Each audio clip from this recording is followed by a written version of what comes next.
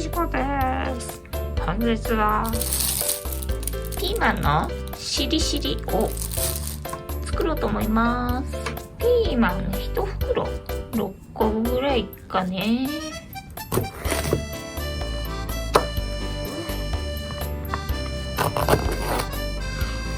縦に切って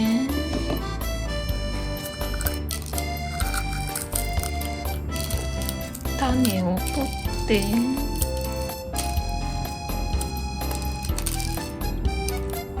種を取ったら細切りにします。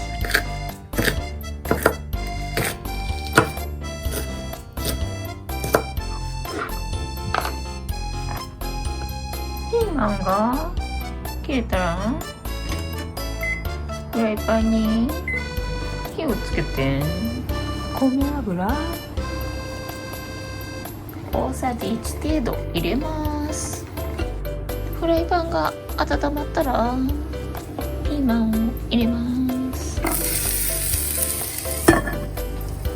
卵1個溶きほぐします。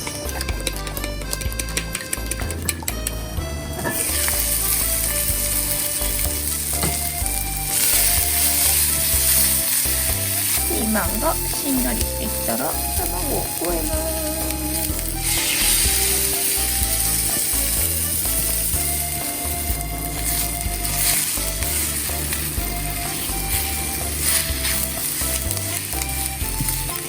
卵が固まったら火を止めて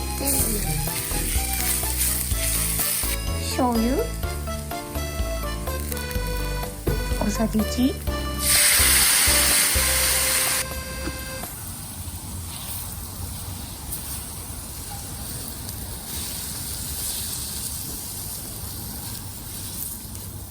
鰹節1パック、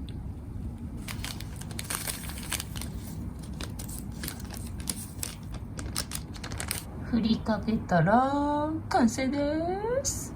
さてとお味はどうでしょうか。間違いなくうまいとは思うんだけどね。いただきます。うまいな。やばいなこれ。止まんなくなるやつだな。無限のやつだな。うまい。超簡単ピーマンのしりしり作ってみました。参考になりましたら幸いでございます。いつもいてくれてありがとうございます。チャンネル登録、グッドボタンよろしくお願いいたします。ではまた。バイなら。